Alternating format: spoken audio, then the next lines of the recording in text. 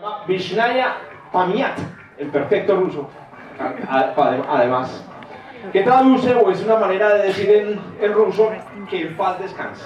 Ya se imaginarán, pues, digamos, a qué nos referimos aquí. Bueno, hoy tenemos una sesión muy especial, porque, bueno, primero la última sesión, segundo hay menos gente. Yo creí que no iban a caer aquí, me defraudaron todos los que no vinieron, ¿cierto? Pero lo que se perdieron. Como es la última sesión y como aquí se hacen exámenes, hoy hay final. Entonces tenemos un Kahoot especial. 25 preguntas. ¿Quién los puso a ver? ¿Quién los obligó a venir a este curso? Pero esas 25 preguntas tienen un premio espectacular. Un mecenas anónimo nos donó el libro de Voces de Chernobyl de Svetlana Alexievich, y el mejor del Kahoot se va a ganar este libro. Además, con una entrada doble al show Arrecifes del Planetario de Medellín. ¿Correcto? ¡Hey! ¡Aplauso! ¡Eso! Y el Planetario de estas vacaciones está votado. Hoy le vamos a dar hasta premio al segundo y al tercer puesto, aunque no lo merezcan. ¿Correcto? A mí no me gustan los segundos y los terceros puestos. Al parecer gente medio. Es que no. Siempre a uno le falta un pelo para el puta moño y no le dan a uno nada. Hoy sí, hoy tenemos pases también para el segundo y el tercer puesto. También tenemos especial otro invitado, León Jaime Restrepo, que es amigo aquí de la casa, del coloquio y de astronomía, pero que además es experto en temas de seguridad operacional, factores humanos e investigación de accidentes. Es decir, vamos a discutir hoy unos temas bien interesantes en este episodio final. Bueno, ustedes ya saben cuál es la metodología, esta pequeña introducción, esta pequeña presentación. Vamos con el episodio. Hoy la trivia está recargada, entonces por favor no se pueden perder ningún detalle. Además, pues, de que si se perdieron los detalles de las anteriores, jodidos, porque es un final, o sea, es acumulativo. Todo lo que se vio en 25 preguntas. Y finalmente, pues tendremos la presentación del invitado. Muy bien, vamos entonces ya a parar por aquí a Kraftwerk. Por ahí alguien dijo la vez pasada que Kraftwerk era el nombre de los robots que habían utilizado para limpiar la azotea de Chernobyl. Recuerden, hoy me preguntaron en Twitter por las memorias del videocurso que ya habíamos hecho sobre la serie One Strange World. One Strange Rock. Este mismo formato lo habíamos utilizado en un videocurso hace un año. Y está por ahí en la red, la misma cosa, las presentaciones, eran 10 episodios, tenemos links a los episodios, la serie está en Netflix, pero bueno, la produce Fox, tenemos los videos de los foros finales, teníamos a 3 profesores, así que los invito a que lo busquen por ahí, busquen en mi cuenta en Twitter, síganme por favor, a ver si me gano 300 seguidores hoy, que ahí está el enlace a ese videocurso por si quedaron, digamos, con ganas de más. Muy bien, entonces vamos entonces de una vez al episodio. Espero que hayan traído Kleenex, ¿cierto? Están duras estos episodios que hemos visto, no, esto es para después. Y todos son héroes, incluyendo el hijo de puta de Dyatlov, además, parido. Bueno, vamos a ver, de pronto sale interesante. Bueno, esta es la versión inglesa, o sea, de todas maneras, enemigos de los soviéticos. Entonces, vamos a ver qué secretos se revelan por allá en la rusa. Y en la rusa mueren solamente 31 personas. Eso también es importante aclarar. Bien, entonces, ¿preparados pues? Preparados para la trivia. A los que llegaron tardecito les recuerdo que hoy tuvimos una donación muy linda de un donante, digamos, que quiere permanecer en el anonimato del libro de Svetlana Alexievich, Voces de Chernobyl. Es un libro muy chévere que está en este momento muy hot en librería y va para que quede el primero en la trivia, pues mucha. Vamos a mirar, pues la trivia tiene 25 preguntas, obviamente no podían ser menos, pero esas 25 preguntas en realidad solamente 15 son preguntas de este episodio. Otras 5 son unas preguntas especiales y las últimas 5 son las preguntas del final. O sea, vamos a ver qué aprendieron de física nuclear y de medicina nuclear en este curso. Vamos entonces para adelante. Los que quieran participar, la participación es obviamente abierta a todos, sea que hayan estado o no hayan estado en el curso. Pues sería bastante injusto que alguien que llegó por primera vez hoy puta de ganar el concurso. No falta la de pelo. Entonces, para conectarse, para participar, conéctense a kahoot.it. Es muy sencillo. Kahoot.it, ponen este número, ponen su nombre y para adelante. Oiga pues, este Fomín, ¿cómo les parece Fomín? Igualito, ¿no? El gordito. El tipo estuvo muy encarcelado y intentó primero suicidarse de una manera bastante ingeniosa. Y es que se quebró los vidrios de las gafas y se cortó las muñecas con los vidrios de las gafas. Entonces el tipo obviamente después de ese intento de suicidio fue declarado loco, se lo llevaron para el manicomio y se recuperó y lo reciben otra vez en la industria nuclear. Muchos hijos de no, eso es como si le volvieran a dar, por ejemplo, la alcaldía a Peñalosa o así. Al Uribe volviera a ser presidente, pero bueno, muy bien. Obviamente, personas que son de ese grado de responsabilidad tienen que salir del negocio. Hay que ponerlos en otra cosa. Bien, entonces, preparados pues. Vamos es con toda hoy. 72, ahí sí aumentó el número, ¿no? Las anteriores eran 50 y pico. Comenzamos entonces. Para los que llegan tarde, aquí va a aparecer el número. Primera pregunta. ¿En qué ciudad se realizó el juicio por el accidente de Chernóbil? ¿Chernóbil, Kiev, Pripyat o Moscú? ¿En cuál ciudad se realizó este juicio?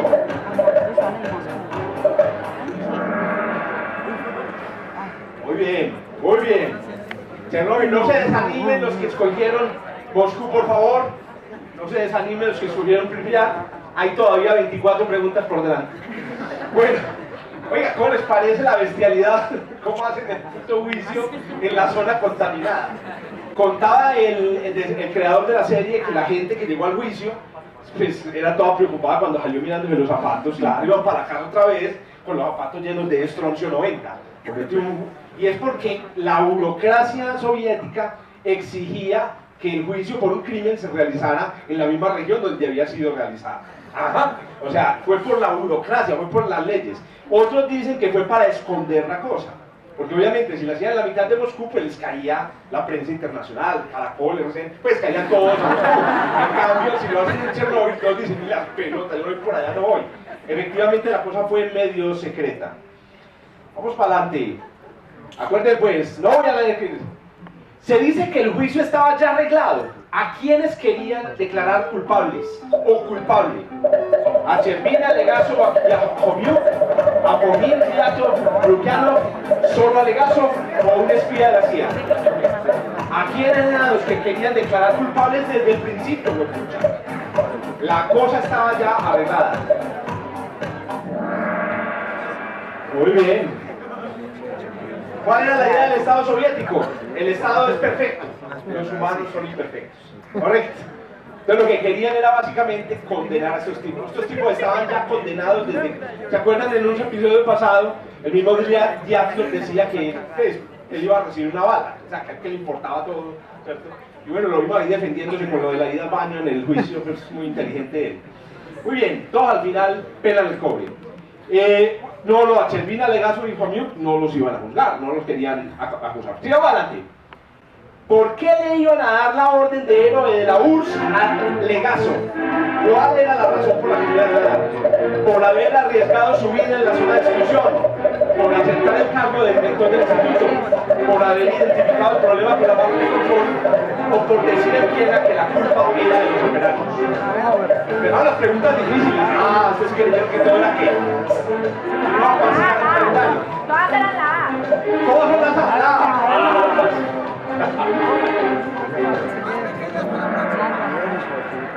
¿Qué? ¿Le bajamos el tamaño de la letra? Sí. Déjame por el tamaño de la letra. No. Sencillo, vea, sencillo. Muy bien, excelente. Excelente. ¿Cuál era la idea? A Legasov se lo llevaron para Viena. A Viena lo invitaron. La foto en la que aparece al final, al lado de Chervina riéndose, es una foto en Viena. Él fue a Viena y fue a declarar, digamos, qué es lo que había pasado en Chernóbil. Lo más increíble es que en realidad según la película, él allá escondió el tema el fallo en el diseño del reactor, pero la realidad parece que no fue así. Parece que en Viena fue donde dijo toda la verdad. Fue en Viena donde dijo la verdad. Inclusive es histórico porque nadie había escuchado a un científico soviético decir la verdad fuera de la Unión Soviética. Entonces estaban todos súper impresionados. Otro detalle interesante sobre el juicio es que es completamente falso que se realizó el juicio, así como lo vieron ahí. Esa fue una, digamos, estrategia dramática del director para hacer, digamos, un resumen, explicar qué fue lo que pasó. Espero que todos hayan entendido la explicación nuclear ya. ¿Sí? Claro. Todos una clase de reactores nucleares espectacular. Pero en realidad en ese juicio nunca habló Legasov, nunca habló Homyuk, y fue un juicio como de 2 o 3 semanas, donde obviamente ya tenían los culpables. Entonces en realidad fue en Viena donde este señor Legasov parece que contó por lo menos parte de la verdad. Muy bien, ¿cuál fue la razón por la que no se realizó la prueba durante el día en Chernóbil? La prueba solo se podía hacer en la noche. Yo claro quería demostrar resultados. Era fin de mes y se necesitaba de energía y el reactor estaba muy intoxicado con xenón. ¿Por qué se realizó la prueba de noche y no de día?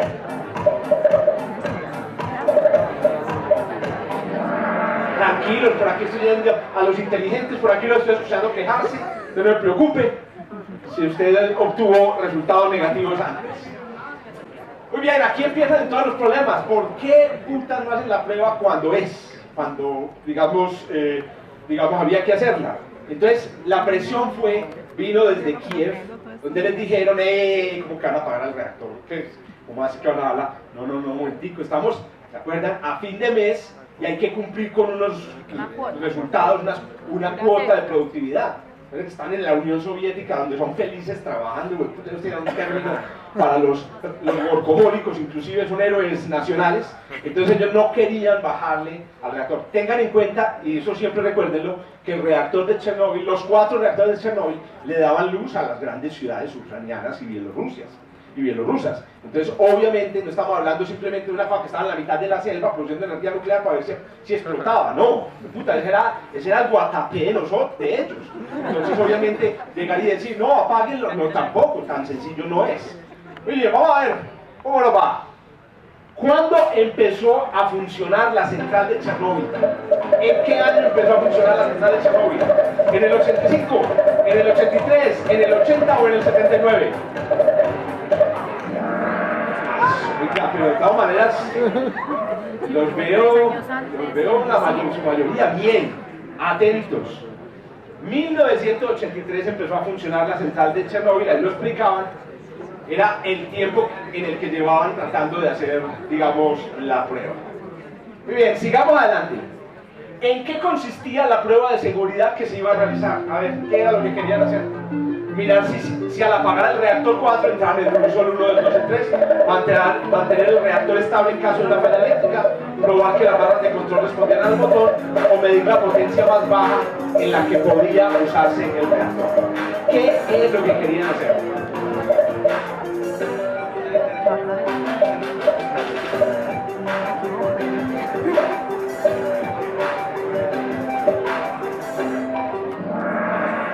Por aquí me estaban diciendo, esa gente responde muy rápido, no me preocupes, son los que no saben. O sea, los que eso no tienen ni puta idea. Porque ¿cómo van a responder de una si tienen que leer, ¿cierto? Entonces voy a entrevistar por aquí a un veterano de Kahoot, para que me diga cuál es su estrategia. Su estrategia para responder a las preguntas. Enseñémosle a los que no son expertos en Kahoot. No responder rápido. No responder, ¿sí vio? Pues la vez pasada me lo gané porque la respondí todas buenas porque me demoré mucho respondiéndolas. Oiga, Kahoot tiene una cosa interesante. Si usted adivina, o sea, si usted acierta preguntas en línea, le sube puntos. Entonces es mejor acertar en línea, ¿cierto? Que, digamos, acertar rápido. Puede ser mejor. Entonces viene pues el consejo. Hay una estrategia para responder las preguntas. Hay que pensar en la pregunta, ¿cierto? Pero hay que tratar de ser rápido, pero pensar en la respuesta. Otra. Ah, yo le estoy atravesando. Ah, ya, me dicen por aquí que... Bueno, muy bien. ¿Cuál es? Vamos a estar pues, a ver. Ah, estos hijueputas son... Bueno. Entonces, ¿qué es lo que querían hacer? Ay, es que ustedes se imaginan qué pasa si se va la luz en una central nuclear. ¿Se imaginan? Donde vaya la luz en Guatapé. Imaginen en Guatapé, todos estamos aquí acostumbrados a las centrales hidroeléctricas. Guatapé, bueno, y otras. Entonces, usted necesita hacer caer agua por unos túneles para que generen electricidad. Pero para hacer caer el agua, se necesita subir unas putas compuertas gigantes. Adivinen cómo suben las compuertas gigantes, ¿cierto? Las compuertas gigantes las suben con actuadores electromecánicos, actuadores hidráulicos que funcionan también con electricidad. Si se va la luz en una central hidroeléctrica, se acaba la energía eléctrica, por puta. Entonces, ¿qué pasa? ¿Qué pasa si se va la luz en una central nuclear? ¿Cierto? Entonces, lo que querían ellos era probar la respuesta de la central frente a un fallo de energía en la central. Es una prueba, digamos, muy importante en todas las centrales nucleares. ¿Cuántos intentos se habían hecho ya antes del desastre? ¿Qué no sé?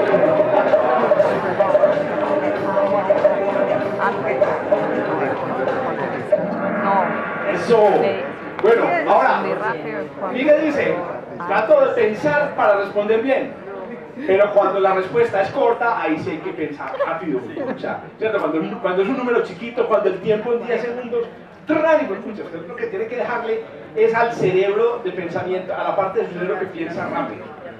Esa que toma decisiones políticas y cosas así. Bueno, muy bien. Entonces, ¿cuántos intentos? Se habían hecho 3 intentos, era el 4º intento. La incompetencia de esa gente era impresionante, porque no habían podido hacer... No, pues empezando porque ustedes lo vieron, inauguraron el puta reactor sin haber hecho la prueba, no se podía, no estaba dentro del código de seguridad. ¿Cuál era la potencia normal producida por el reactor 4?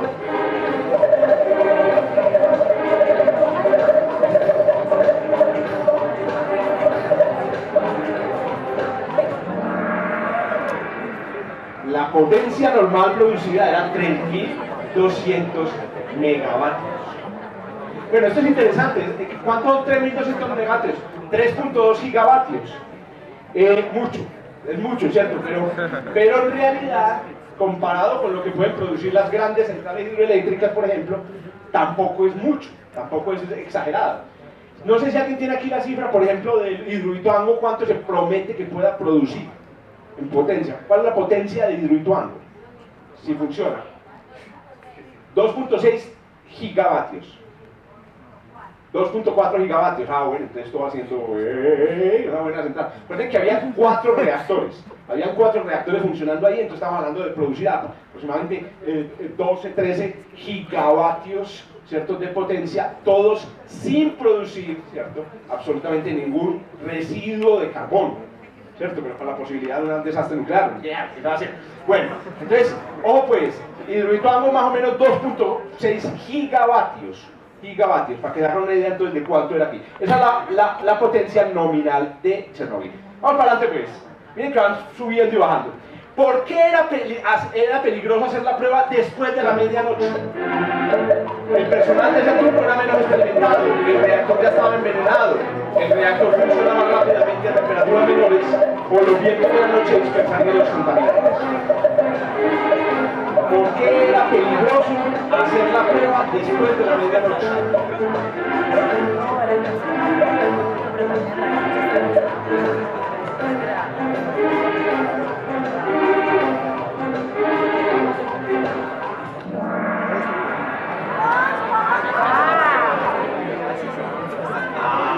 Estaban ahí indecisos. Tenía 2 respuestas correctas. Lo explicó Homiuk, ¿sí lo vieron? Homiuk explicó, había un factor humano y había un factor técnico, un factor científico.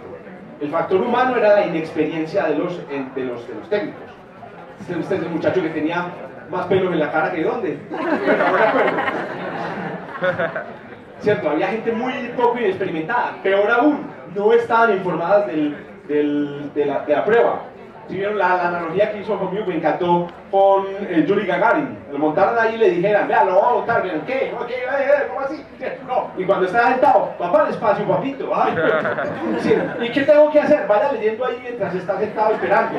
¿Cómo así? Eso es más o menos lo que pasó. La parte humana. Y por el otro lado estaba el tema del envenenamiento con xenón, que todos lo entendieron, me imagino, perfectamente. Los reactores nucleares se van acumulando cuando están en neutra, cuando están prendidos ahí en un semáforo, van acumulando xenón y el xenón apaga el reactor. Entonces, digamos, el reactor está en un estado en el que tiende a apagarse. Y eso no es apropiado porque puede llevar al reactor a una zona peligrosa de inestabilidad que fue finalmente la que produjo la explosión. A ver, las demás opciones, no, pero todos los demás. Los vientos de la noche dispersarían los contaminantes. No, pero si había un tema con los contaminantes. Acuérdense que Chernobyl llevaba 3 años funcionando. La prueba se tenía que haber realizado el primer día, cuando estaba nuevo el moderador, cuando estaban nuevas las barras de combustible, cuando todo estaba nuevo. ¿Y eso qué implicaba? Pues que si había un accidente, básicamente pues no se liberarían tantos elementos radiactivos. Pero con un reactor de 3 años de funcionamiento, eso ya estaba lleno, haga de cuenta, hollín nuclear. Entonces, claro, una falla que ellos nunca creyeron que iba a ocurrir fue lo que condujo a este desastre tan espantoso. Muy bien, vamos a ver cómo sigue la cosa. ¿Cuántas personas quedaron enterradas bajo los escombros de Chernobyl? 1, 3, ninguno o 31.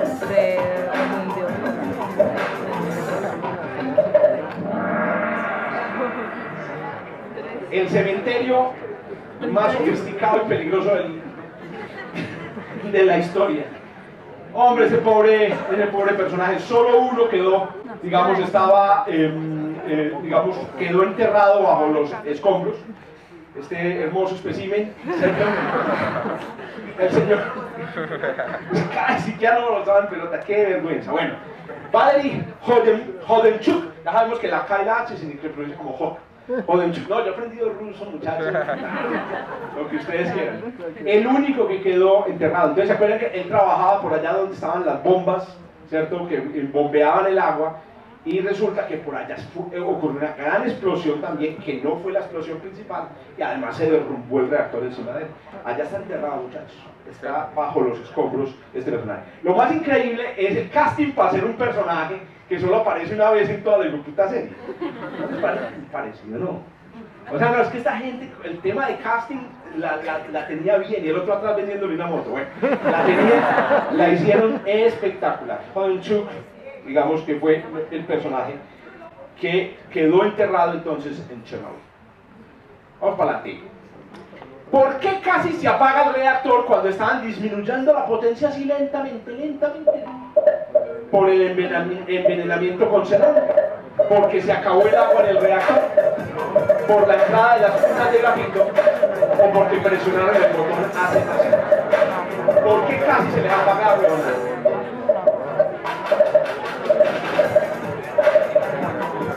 Vamos a ver cuánto aprendieron de energía nuclear.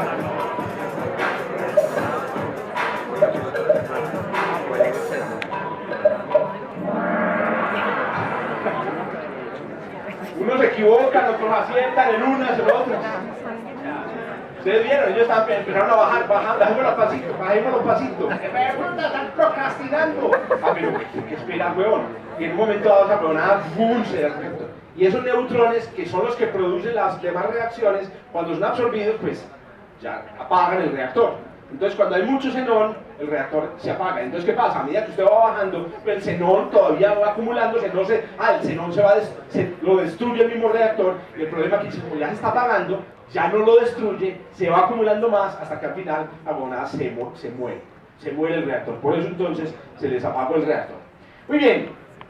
¿Por qué los reactores RDMK tenían un diseño defectuoso? Porque los soviéticos no sabían de reactores. ¿Por qué era más barato hacerlo así? No eran los reactores, eran los operarios. No eran los reactores, era el Estado soviético.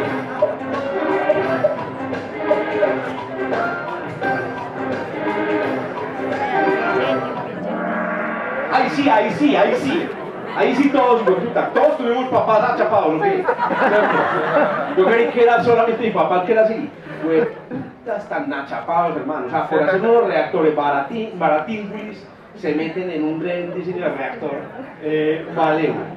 Bueno, ese es un dato real, es decir, es todos esos detalles. Hacer un reactor es increíblemente complejo e increíblemente costoso. ¿Cuánto costó Hidroituango? Qué pena pues que esté mencionando Hidroituango, pero ya ¿cuánto va el valor? 10 billones.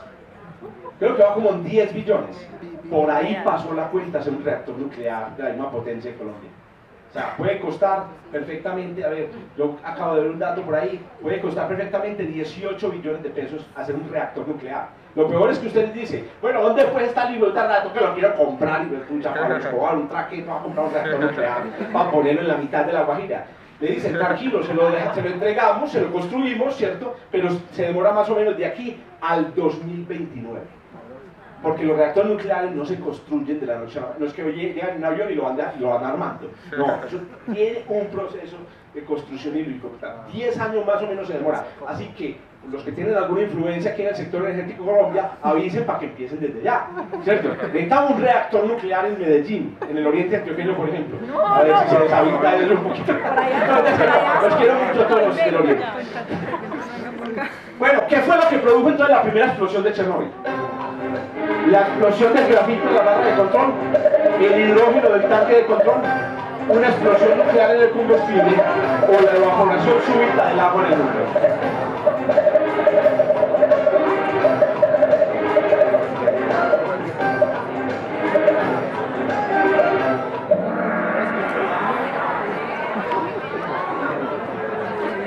Increíble, a Chernóbil lo acabó el agua. Fue el agua lo que lo acabó, ¿cierto? El agua que había quedado ahí, ya habían apagado la entrada de agua. Cuando el núcleo del reactor empezó a calentarse, pues inmediatamente se volvió vapor de agua. Es que el agua es peligrosísima. Hay por ahí una olla que se llama la olla atómica, ¿no? La olla atómica solo se usa así en Bogotá, aquí en Bogotá ya también dicen olla atómica. No, aquí me aclaran que tampoco dicen olla atómica ni manga ni motilar. Motilar tampoco, exacto. Ellos sí usan bien el español. Entonces la olla atómica, ¿por qué llama olla atómica? Cuando falla una olla de esas, falla grande. Usted pierde su mamá, su abuelita, su papá, o sea, son fallas grandes. A nadie le ha explotado, hace la gana quien le ha explotado una bomba, no, es una olla atómica en la casa. Exacto, y sobrevivieron. Ah, pero con efectos, con sus problemas, no tiene caso, pero tú todavía no lo chaita aquí, frijoles. Oiga, esto es horrible. ¿Por qué? Pónganle atención a este dato. Cuando el agua se evapora, su volumen se multiplica por 1000. No veo a nadie desmayándose. ¿Eso qué significa? Que si usted come 2 litros de agua y los evapora, esos 2 litros se convierten en 2000 litros de agua. Tampoco se desmayaron, pero 2000 litros de agua es un tanque muy grande. Y eso es lo que ocurre cuando el agua se evapora súbitamente. Pasa de ser 1 litro de gaseosa a ocupar el tamaño de uno de esos tanques gigantes de rotoplas. Y entonces, ¿cómo? A presión atmosférica, correcto. Ahora, la expansión súbita produce una presión tan violenta que hace volar, ¿se acuerdan del diseño del reactor? Tenía 2 placas de acero, arriba y abajo, que llaman las barreras biológicas. Eso básicamente hizo botar la tapa. Pero el reactor todavía estaba incólume. No, el reactor estaba allá, hijo de puta, pero por lo menos solamente voló la tapa. Ahora, ¿qué produjo la segunda explosión? La entrada de agua en el reactor, la liberación del xenón retenido, la entrada de oxígeno en el reactor o la combustión del boro en las barras de control. ¿Qué fue lo que produjo la segunda explosión? Eso. Bueno, pero bien con la física nuclear, a los verdes se pueden ir. Bueno, oiga pues, claro, primero llega el agua y hace a botar la tapa, y después llega el oxígeno. Marica, usted vive con sustancias súper peligrosas, weón. Hoy me bañé, weón, con agua, ¿sí o qué? Me bañé con agua y aquí estoy respirando oxígeno, qué cosa tan peligrosa. Claro, cuando se destapó la olla, entró aire. Es que en esa olla no entra aire, entró aire. Resulta que el agua reacciona con el material del reactor, con circonio, y se descompone en hidrógeno. Y entonces ocurre ahí una mezcla fatal, que es oxígeno, hidrógeno. Adivinen qué se forma de oxígeno y hidrógeno. Es excelente, agua. Está mejor que María Isabel Rueda de Química. Muy bien. Entonces, entra oxígeno, hidrógeno, se forma agua, pero de forma explosiva. El hidrógeno es terrible. A los alemanes se les ocurrió, bueno, a los alemanes sí, se les ocurrió llenar un globo de hidrógeno porque es maravilloso para hacer globos, y el globo se volvió pizza apenas llegó aquí a Nueva York. Es el Hindenburg, que estaba inflado con hidrógeno.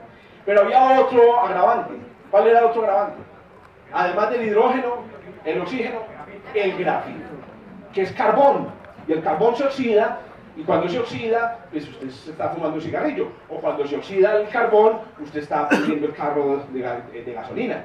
Entonces resulta que fueron esos tres ingredientes los que produjeron la explosión grande. Esa fue la explosión grande. Esa fue la que botó ya no la tapa, sino que voló el reactor. Por ahí veía los valores. La primera explosión equivalió como a 1 tonelada de dinamita. La primera, no es mucho. La segunda equivalió más o menos a 10 toneladas de dinamita. Y aún así no es mucho. Cuando uno escucha que hay explosiones de 100 toneladas de dinamita, perdonen la analogía, Pablo Escobar lo hacía mejor. El señor hacía explotar 0.2 kilos, 0.2 toneladas. ¿Cierto? Un carro bomba de 0.3 toneladas. Pero una bomba nuclear son 5.000 toneladas de dinamita. Si hubiera sido más grande, hubiera volado todo. ¿Cierto? Esta explosión realmente no fue muy grande. Muy bien, estamos terminando la sección. ¿Quién pronunció la frase, ¿por qué preocuparse por algo que no va a ocurrir? Valer Legasov en sus grabaciones, Pomiuk, citando al diablo, o Alexander Chatrov, vicepresidente de la KGB, o fue Boris Servin. ¿Cómo?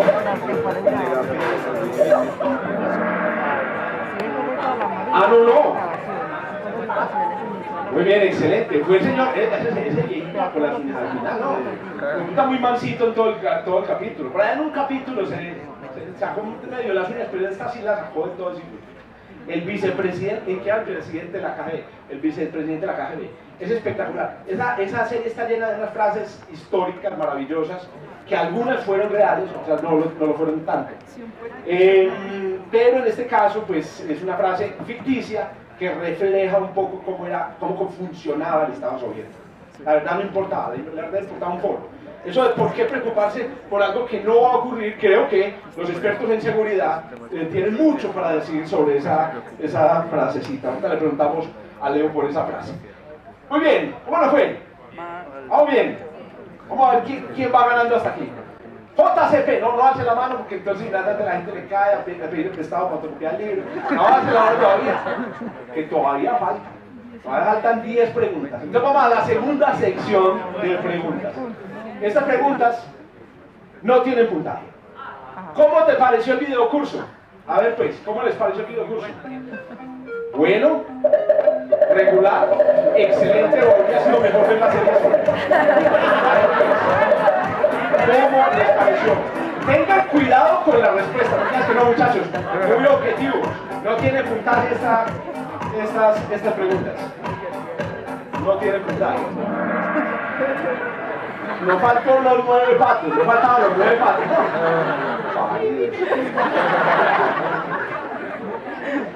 ¿Asistirías a otro videocurso organizado por el Parque Explora? Sin pensar. ¿Lo pensaría seriamente? Posiblemente no, o únicamente si el tema me interesa. A ver. Recuerden, no hay respuesta correcta, ¿cierto? Y esto no vale puntos. No hay problema.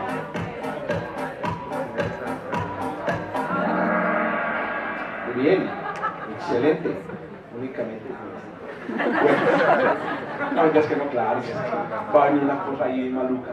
Bien, después de participar en el videocurso, ¿tu actitud hacia la energía nuclear cómo es? ¿Mejoró? ¿Empeoró? ¿Igual y es mala? ¿O igual y es buena? ¿Cómo es ahora tu actitud hacia la energía nuclear? Después de participar en el videocurso, los estudiantes de Chernobyl no responden.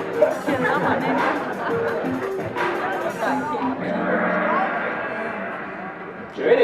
chévere que haya mejorado, chévere que también digamos, no haya cambiado. Bueno, todos son chéveres realmente, pero es interesante pues ver la opinión de ustedes. Muy bien. Ahora, ¿qué opina usted de la energía nuclear? No por este curso. ¿Qué opina usted de la energía nuclear? No tengo ninguna opinión al respecto. Es una opción buena y debería promoverse su desarrollo. Por los riesgos que implica, no debería crecer mucho más de lo que ya está. O es muy peligrosa y su uso debería minimizarse.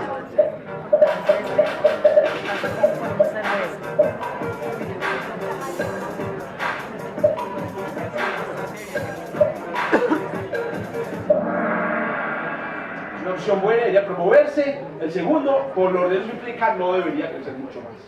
Esa más o menos una actitud, digamos, conocida. Aunque ustedes, pues, digamos, aquí no es para quedar bien conmigo, ¿no?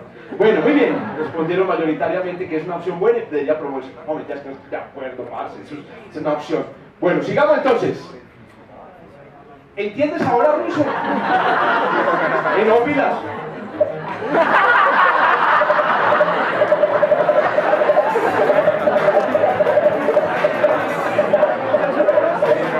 No, Pilar, responda con sinceridad.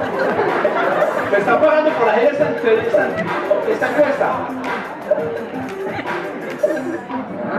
Aquí sí había solo una respuesta correcta. Lo veo mal. Solo había la respuesta correcta.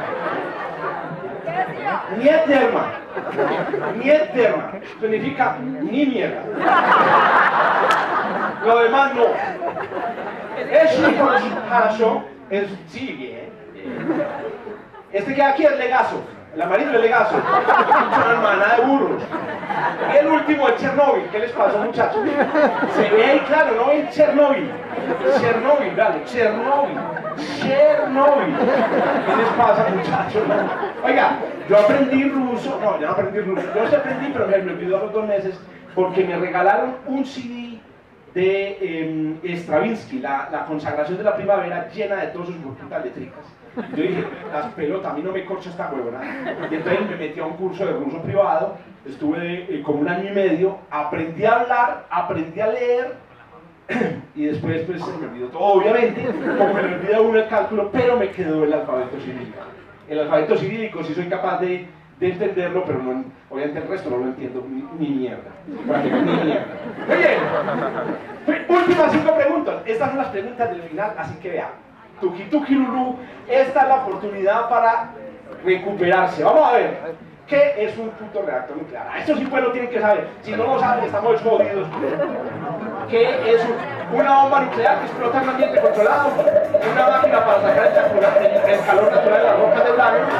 Una forma de convertir uranio, plutonio en electricidad. Una manera complicada de hervir agua sin producir. Vamos a ver cómo le va. Esos 23 se salen, por favor. Así, una forma de convertir uranio, plutonio en electricidad. No, ese es lo que pensamos. Acuérdense que los reactores nucleares son muy sencillos, básicamente hierven agua. Simplemente sirven para hervir agua. Bueno, vamos a ver. ¿Cuál es el nivel promedio de radiación ionizante? A ver, ¿cuánto es? 300 nanosieverts por hora, 3.6 Röntgen por minuto, 10.000 bananados equivalentes o 250 milisieverts.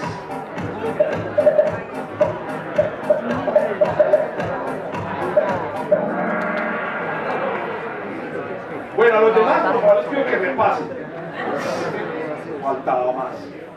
Un banana dose es 100 nanosieverts. 100 nanosieverts. Ahora, no por hora. Yo no sé, bueno, claro que hay gente que le come un banano en 1 hora, pero yo me lo como normalmente en 30 segundos. Usted en 30 segundos recibe 1/3 de la dosis de radiación natural que hay en el ambiente.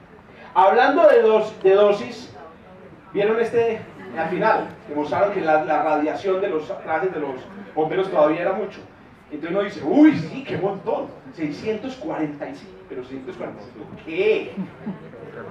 No le podemos usar un instrumento ahí. Esos 645 son 645 nanosieverts por hora. Entonces les pregunto yo a ustedes que son inteligentes, los demás no, a ustedes que saben de esta huevonada, ¿eso es peligroso o no es peligroso? 645 nanosieverts por hora. Acuérdese, la respuesta es, el nivel de radiación promedio ambiental es 300 nanosieverts por hora. ¿Eso qué quiere decir? Que si usted se queda una hora mirando de los calzoncillos a los bomberos, se expone al doble de radiación que la que se expuso viniendo a este auditorio. No había nadie desmayándose. No es peligroso, son apenas el doble.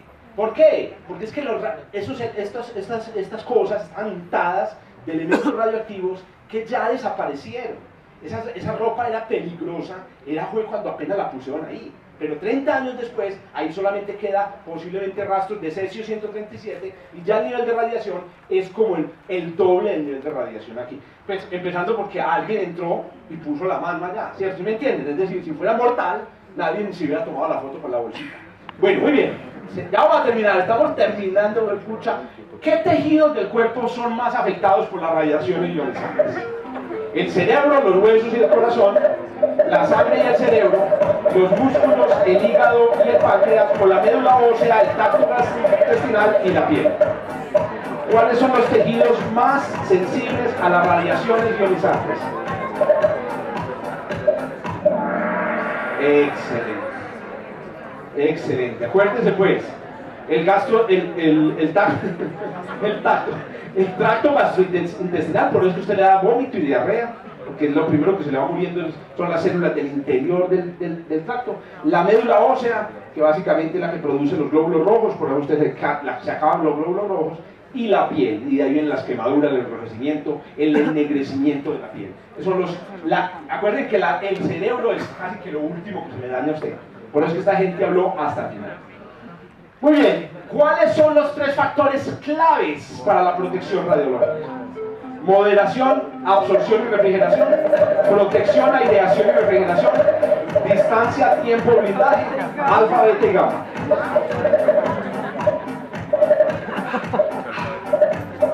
Vamos a ver cuáles son los 3 factores claves. Las 3 cosas que usted tiene que tener en cuenta para protegerse radiológicamente. Lo veo bien, lo veo bien. Manténgase lejos. Mire, pero váyase ya, marica. Vaya a Chernobyl, pero no esté mucho, ¿cierto? Y básicamente, blindaje. O sea, póngase ropa encima, póngase cosas que lo protejan. La huevera, acuérdense de la huevera. Finalmente, ¿cuáles son las 3 componentes básicas de un reactor nuclear? Combustible, agua y turbinas. Combustible, aire y frío. Combustible, moderador, absorbente. Combustible, tanque de control vaporizador.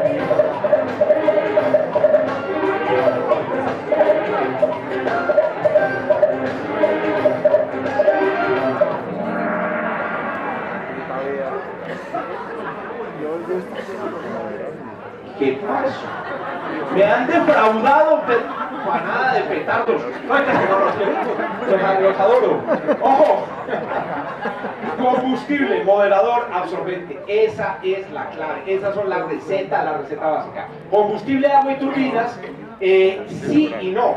Porque no todos funcionan con agua. Nos lo explicó nuestro apreciado Santiago, ¿cierto? Las turbinas, sí, las turbinas, bueno, sí también. Combustible, moderador y absorbente. El combustible uranio, moderador el boro y el absorbente, moderador el grafito o el agua y el absorbente es el boro. Muy bien, vamos a ver entonces quién se ganó el premio. JCP. ¿Dónde está JCP? Venga para acá, hermano, para que le demos un aplauso entonces a JCP. ¡Eso, aplauso! Se graduó en la Universidad Nuclear con el maestro Dyatlov de excelente. Bueno, ¿quién más está ahí? El segundo puesto es Oscar. Todos los Oscar que hay aquí. Eso, Oscar, excelente. Oscar se ganó un aplauso también. Sí, entrada triple al planetario para haber hecho arrecifes. Excelente, Oscar, hermano. Bueno, y finalmente Vanem. ¿Dónde está Vanem? Ya se tuvo que ir por el metro. Eso, Vanessa. Vanessa, ¿cierto? Vale. Que los aplausos tan bajitos para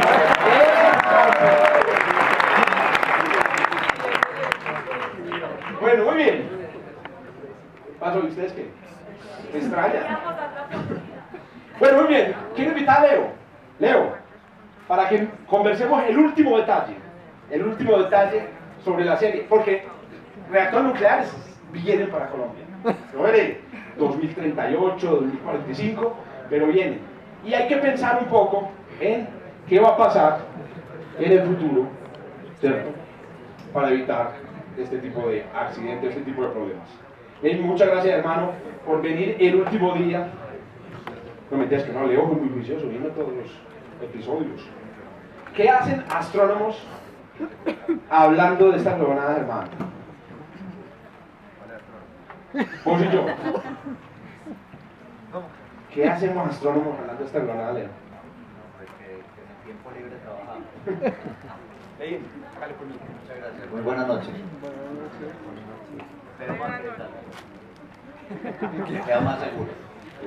A ver, muchachos, la idea es la siguiente. Tenemos un estudio de caso que es el del accidente en la central nuclear de Chernóbil. Y la propuesta que tuvimos, pero va a estar sentado un poquito porque me toca un pastelito en un caso, es ver qué fue lo que ocasionó el accidente. O sea, básicamente, cuando uno hace un análisis de un accidente, tiene en cuenta cómo es la cultura al respecto en el sitio donde se presenta. Y digamos que en términos generales el tema de la seguridad es de alto nivel, en las centrales nucleares. El que quiera consultar más, le sugiero el documento de la Organización Internacional de Energía Atómica, el INSAC 4, que es de la serie que se dedica pues a este tema. Donde verán que realmente es un caso muy seguro. O sea, el tema de la energía nuclear es un caso muy seguro. No obstante, cultura de seguridad es un término que solamente se utiliza a partir de este accidente. Es decir, cultura de seguridad es un tema muy reciente por cuanto es precisamente, digamos, el eje central del problema. El tema de seguridad operacional es un tema común a la exploración espacial desde los años 50. Entonces, digamos que todo el tema espacial es el origen de toda esta terminología. Entonces, digamos que es otra de las cosas que se le abonan al curso porque precisamente trata sobre el asunto. Cuando hablamos de seguridad en general... Había un punto de los que tenías ahí y era criticar. Era antes de ese. ¿Qué? En la diapositiva anterior. O sea, criticar está dentro Cuestionar. de la cultura. Sí, cuestionar está dentro de la cultura. Pero si a uno lo amenaza al jefe, huevón, y le dicen, no volverá a tener trabajo en su vida, y pucha. ¿Quién cuestiona, hermano? No, hay mecanismos de control también. Hay mecanismos de control para ese tipo de situaciones. En particular, digamos, las centrales nucleares están sometidas a un esquema de trabajo como el de, muy parecido al de la, digamos, la industria militar. Correcto. Pero hay unos mecanismos por los cuales se puede llegar pues al tema indirectamente. Oíste, habían dos personajes atrás, no sé si todos lo vieron en la serie, habían dos personajes atrás que eran de la KGB, aparecieron en todo el programa y siempre eran los que estaban atrás. Ellos los miraban ahí como de reojo, Sí. que son mecanismos, pero ahí la seguridad, de seguridad física. Era un mecanismo de control. No de seguridad industrial ni de seguridad, pues no de seguridad de salud del trabajo ni de seguridad operacional como en este caso. El caso es que, digamos, los puntos fuertes actuales de la seguridad en el tema nuclear son estos. La gestión del conocimiento organizacional, es decir, es supremamente importante que toda la gente sepa cómo funcionan las cosas, que la gente que está metida en el proceso esté consciente de lo importante que es la seguridad y la supervisión de los factores humanos, que es lo que nos vamos a meter acá. Básicamente, para que no nos asustemos mucho, hay un esquema de cada 300.000 fallos humanos, uno conduce a un accidente grave. De cada 300.000 fallos humanos. Esto en seguridad operacional en general. O sea, cualquiera que trabaje bajo el esquema de modelo operativo de trabajo. Es decir, más o menos unos 3.000 cuasi accidentes, unos 300 incidentes, 30 accidentes leves, y de todos estos 300.000, solo uno conduce a un accidente grave. Entonces, digamos que es lo normal. Eso es bueno saberlo porque uno siempre está sí. viendo el lado negativo de cualquier accidente. Uno siempre ve el lado peor.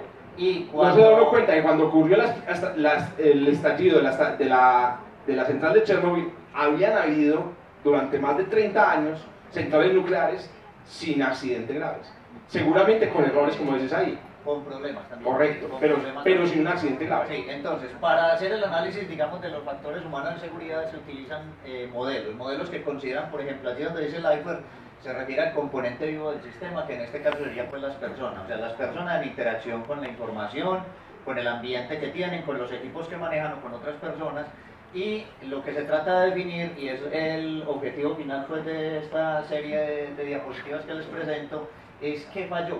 ¿Qué falló en Chernobyl? Precisamente en Chernobyl. Bueno, entonces, como el tiempo es corto, pues no nos podemos enfocar en demasiadas cosas, sino en entender el suceso, que pues llevamos toda la serie intentando hacerlo, estudiar la cronología, pues ya durante el último capítulo se vio la cronología, no obstante, pues si fuera necesario, por aquí la tengo, como les digo, como pastel, y se tiene la lista de errores o transgresiones deducida a partir del estudio de la Organización Internacional de Energía Atómica en la versión corregida del estudio. O sea, porque hay una versión original que por supuesto está llena de enmendaduras y llena de mentiras, y existe una versión posterior. Entonces, cuando nosotros vamos a analizar un accidente, o sea, digo nosotros pues los que nos dedicamos a analizar accidentes, cuando vamos a analizar un accidente, lo primero que tratamos de hacer es ubicarnos en el sitio, o sea, tratar de entender cómo funcionan las cosas. Entonces, para eso... Es que duplicar pantalla. Duplicar pantalla.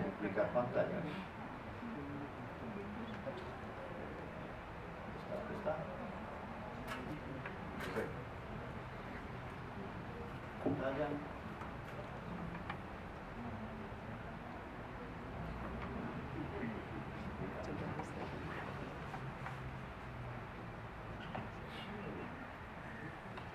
Entonces, lo primero que se hace uno es una escena del sitio. Entonces, por ejemplo, en el caso mío, yo recurro a los medios, pues digamos, de posicionamiento, a los mapas del sitio, a la distribución de la población.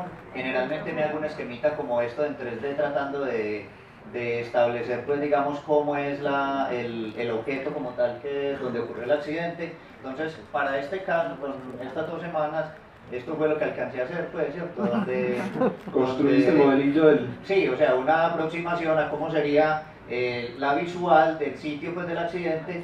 Esto porque me indica cosas, por ejemplo, como dónde están ubicados los cuerpos de agua y por qué, por ejemplo, las torres de evaporación están allá, ¿cierto? O sea, al lado de allá queda el río de Dnieper, que recibe el río Pripyat y va a dar al Mar Negro. Entonces, esa es la razón por la cual están allá las torres, que es por donde está circulando pues el agua. El accidente entonces ocurrió en el reactor número 4, que en este caso sería equivalentemente en esta figurita, como les digo, esto es una recreación, quedaría más o menos aquí en esta parte del edificio, y acá fue donde, según la novela, se paró el personaje para mirar.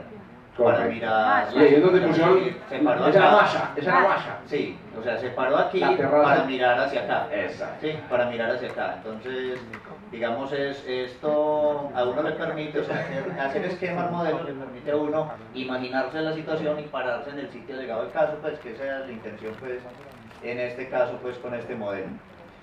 Bueno, volviendo entonces, si quieren, pues, conocer el sitio, pues, es muy fácil, pues, en Google Earth. Reconocerlo y también pues conocer la secuencia de lo que ocurrió. Entonces, para estudiar qué ocurre cuando hay un accidente, nos valemos generalmente de esto que se llama el modelo acumulativo. El modelo acumulativo habla de qué factores fueron los que realmente influyeron en el asunto, y dejar de centrarnos en cosas que no sean realmente relevantes, o sea, enfocarnos en aquello que es relevante. Por ejemplo, se crean comités de expertos en donde los expertos se escogen a partir de las respuestas en curva de campana. Es decir, si hay 100 expertos y 4 o 5 opinan muy mal, o 4 o 5 opinan excelente y el resto opinan en la parte alta de la curva de campana, entonces se descartan los extremos, ¿cierto? Y tratando pues como de no influir demasiado en la cosa. Entonces, ¿qué nos llevó de este estado abajo en la imagen a aquel estado?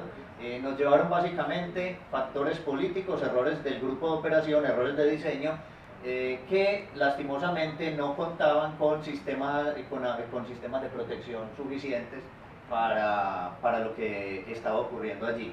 ¿De dónde sacamos esa información? Pues básicamente del informe como tal que es el del 94, eso fue como el 94.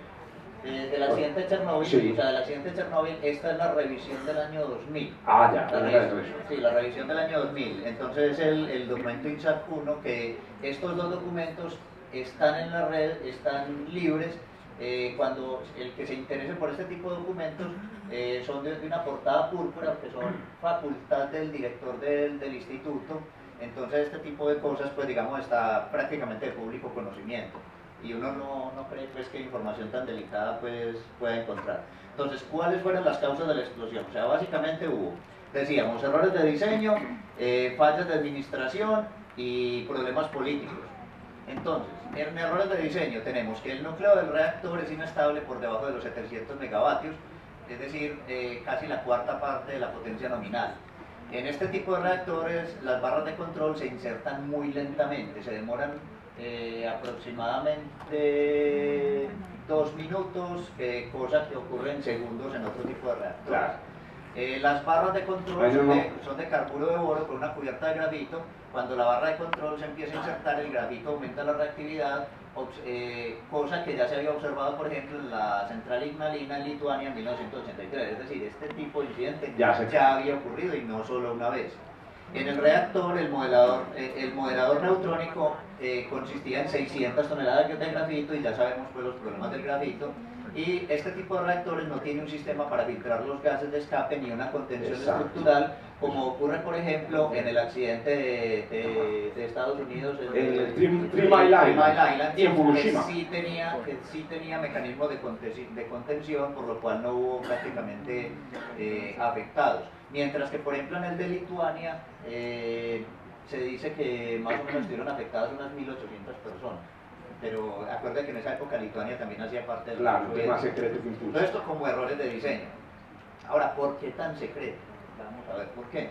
Entonces, en las fallas de administración y errores cometidos se violaron 2 reglas permanentes de operación, es decir, no operar el reactor por un periodo de tiempo, por cualquier periodo de tiempo a un nivel de potencia reducida, es decir, por debajo de los 700 megavatios, y nunca tener menos de 30 barras de control totalmente insertadas en el núcleo. O sea, esa es la norma. Y sacaron 200. Sí, o sea, quedaron solamente 6 y la norma decía que no se podía tener menos de 30 barras.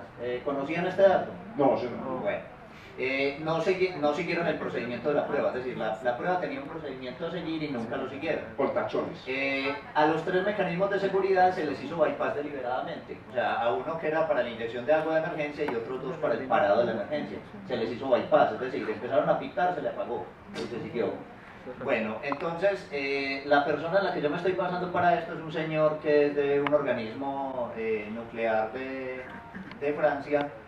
Aquí anoto que tanto científicos ingleses como franceses conocían esta falla de ese reactor previamente al accidente de Chernobyl, y todos se hacían los carajos, simplemente porque tenían negocios con los proveedores de los reactores, entre otras cosas. Entonces eso no es tan no fue tan soviético. O sea, no es que nos enteramos de sorpresa. Sí. No, esas cosas se sabían.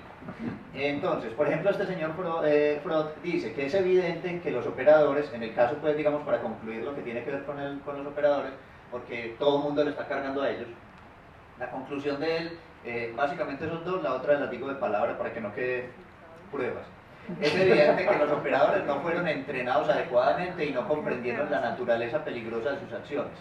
Si no se hubiera cometido cualquiera de estos 6 errores, la explosión no habría ocurrido. Por otro lado, sería demasiado fácil culpar al grupo de operación por la catástrofe. Ellos estaban haciendo su trabajo con el entrenamiento que habían recibido.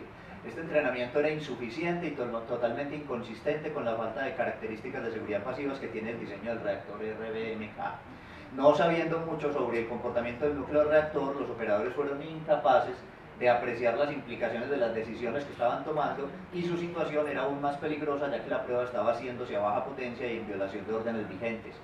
Además, las instrucciones de operación, tanto las órdenes vigentes como las instrucciones específicas para la prueba eran incompletas e imprecisas.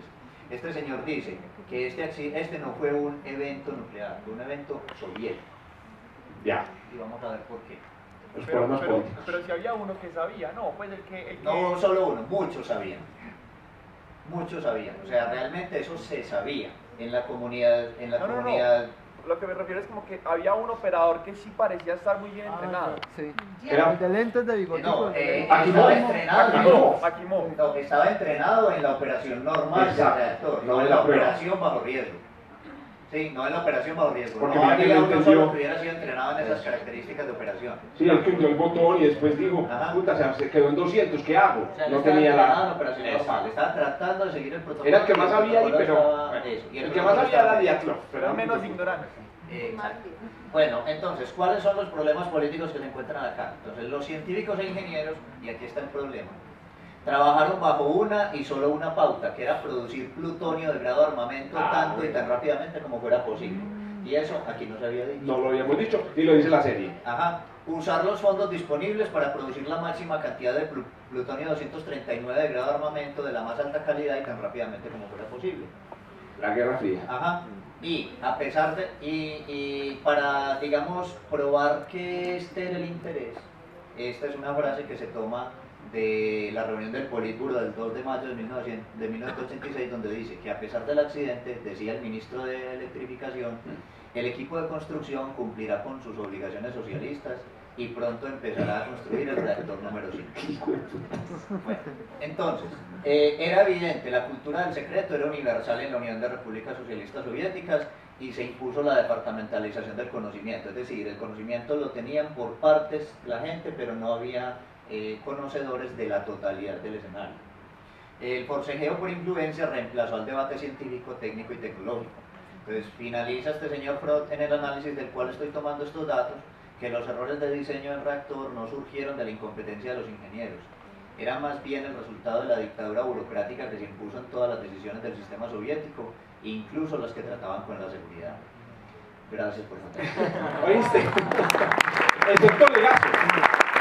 Legazo era el único... Sí, venga. Legazo era el único que tenía la información completa. Que a propósito, la pregunta de por qué el suicidio de Legazo, estuve investigando en un artículo, perdón, yo comento ese dato y es que los soviéticos cumplieron con la promesa. O sea, él fue anulado, los premios se les dieron a otros, los homenajes se les dieron a otros, y él fue rechazado por la misma comunidad científica, que es lo más impresionante. Eso fue lo que lo deprimió. Él intentó primero matarse una vez y al final... de hecho, y para que estemos enterados, a ver, yo pues no sé cómo estamos técnicos. Muy mal, estamos muy mal. Yo quisiera simplemente hacer un par de anotaciones, pues ya desde mi visión pues de este encargo operacional, que se me hizo en estas 2 semanas, que creo que más o menos hice la tarea, ¿cierto? Sí. Yo tengo una lista de 78 cosas que digamos, que son factores subyacentes de cómo la persona trabaja bajo condiciones operativas. Normalmente de estos 78 elementos, cuando he analizado un accidente me encuentro 4 o 5 cosas. Aquí de 78 me encontré 37. 37 cosas. Por decir cualquier cosa, fatiga, insuficiente competencia del personal, percepción del riesgo inadecuada, prisa por finalizar el servicio, comunicación escrita que incluye datos erróneos, comunicación oral que no favorece la acción. ¿Y cuáles son las 4 que siempre encontrás? Falta de asertividad y problemas de comunicación, por ejemplo, siempre aparecen. Ya, siempre en aparecen. todos los accidentes. Prácticamente todos, sí. Y ya muchas otras condiciones pues, específicas, por ejemplo, problemas de mantenimiento, instrumentación no disponible o averiada. Eso, por ejemplo, el caso que me has preguntado, el del tema del metro, sí. O sea, para todos es evidente la falta de accidentes ferroviarios, por ejemplo, que tenemos acá. ¿Sí es claro o no? Sí. O sea, accidentes ferroviarios nos referimos a que el metro se descarrile, se choque, pero igual hay suicidios y hay gente... no, pero eso ya... Pero para que tengas una idea, en la época buena del Caracazo, en Caracas tenían del orden de 2 suicidios efectivos a la semana, mientras que aquí estamos hablando de unos cuantos al año. ¿cierto? Entonces, pues aquí habiendo tanto loquito por kilómetro cuadrado, no. Están concentrados aquí, concentrados. Sí, la mayoría. Entonces, ¿vos crees que aquí sí seríamos sí, capaces? o sea, a mí me preocupa en este momento el caso bielorruso. Sí, el caso bielorruso, porque en este momento las condiciones previas al accidente de Chernobyl todavía siguen vigentes en la región. O sea, alguien que fue miembro de la KGB es el presidente de Rusia. Y el modelo de gobierno, para todos yo creo que es evidente más o menos cómo funciona. El socio principal de él es el presidente bielorruso, presidente bielorruso que está gobernando desde 1991 y fue el único de los miembros del Comité de la Unión Soviética que votó en contra de disolver la Unión Soviética. Hace poquito echaron al embajador ruso en Bielorrusia porque se puso a decir cosas respecto a la nueva construcción de una central nuclear. Ah, que allá, Muy costosa. allá la cosa podría... La cosa todavía está... ¿Y aquí en Colombia? No, aquí... ¿Tú no crees que habría problemas? Que todo el mundo dice, ¿qué van a construir aquí si les cae un puente, güey, puta? No, les van No, a aquí dañar un... está bien la cosa, pues, porque es que en eso no intervienen curadores municipales. Bueno, muy bien, excelente. Gracias a ti, Leo, por el informe. Por el informe. Muchachos, muchas gracias por venir a estas situaciones. Nos vemos en el próximo video curso. Bravo.